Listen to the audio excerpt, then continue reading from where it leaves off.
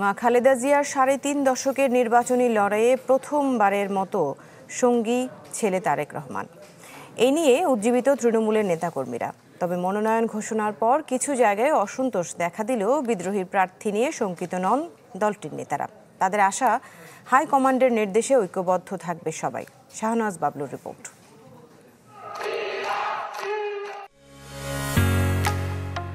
ঢালাইয়ের সেরা premier cement.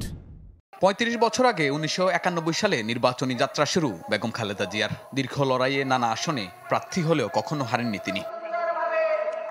সামনের নির্বাচনে ৩টি আসনে প্রার্থী হচ্ছেন জিয়াউর রহমানের মৃত্যুর পর বিএনপির হালধরা খালেদা জিয়া, যার দুটিতেই আগেও নির্বাচিত হয়েছিলেন। এবার বেছে নিলেন জন্মস্থান দিনাজপুর। এদিকে প্রথমবারের মতো ভোট যুদ্ধে নামছেন তারেক রহমান। লড়বেন বগুড়া ৬ আসন থেকে, যেখান থেকে ১৯৯১ সালে নির্বাচনী লড়াই শুরু হয় মা খালেদা জিয়ার। এবার অসুস্থতার কারণে কিছুটা সংশয় ছিল খালেদা জিয়ার নির্বাচনে অংশগ্রহণ। তবে শঙ্কা কাটিয়ে ভোটের মাঠে মা ছেলের উপস্থিতিতে শুধু দলের নেতাকর্মী নয়, সাধারণ মানুষও উজ্জীবিত হবে বলে মনে করেন বিএনপি নেতারা। অনেকেই মনে করেছিলেন তিনি অসুস্থ এবং তার এবার নির্বাচন করা সম্ভব হবে কিনা, এই সমস্ত জল্পনা কল্পনায় অনেকে ছিলেন। যখন কালকে ডিক্লারেশনটা হলো, আর সারা বাংলাদেশ জুড়ে উচ্ছ্বাসিত যে দেশনেত্রী বেগম খালেদা জিয়া ৩টি আসন থেকে নির্বাচন করছেন। জনাব তারেক রহমান তিনি একটি আসন থেকেই করছেন এবং তিনি আমাদের নির্দেশনা দিয়ে এই দেশকে গণতান্ত্রিক পন্থায় নিয়ে আসার জন্য তার অক্লান্ত পরিশ্রমের ১৭ বছরের ১৮ বছরের সেটা হয়তো বাস্তবায়ন হতে যাচ্ছে। বেগম খালেদা জিয়া আমাদের শ্রদ্ধা এবং সম্মানের জায়গা। তিনি আমাদের মনোবল, তিনি আমাদের সাহস।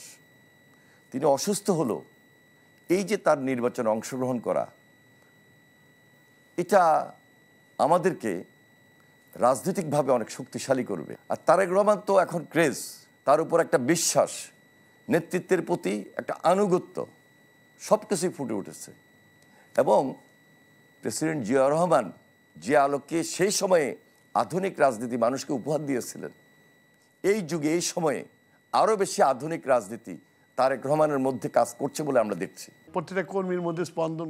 সোমবার প্রার্থী ঘোষণার পর কিছু জায়গায় বিক্ষোভ হলেও বিদ্রোহী নিয়ে শঙ্কিত নয় বিএনপি। দলীয় নেতাদের আশা, হাইকমান্ডের সিদ্ধান্ত মেনে ধানের শীষের পক্ষে কাজ করবেন সবাই।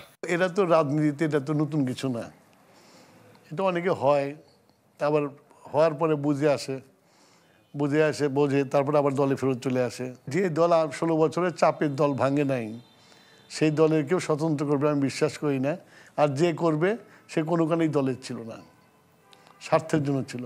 মিরেশ্বরে এগুলো করার পরে অ্যাকশনে গেছে না, পার্টি অ্যাকশনে যাবে। ইয়াং সমাজ উদ্বুদ্ধ হবে। বিএনপির হাত ধরেই স্বপ্নের বাংলাদেশ বিনির্মাণ হবে বলে আশা দলটির নেতাদের। কেউ আমাদের জয়কে, আমাদের অগ্রযাত্রাকে ব্যাহত করতে পারবে না। শাহনওয়াজ বাবলু, চ্যানেল 24, ঢাকা।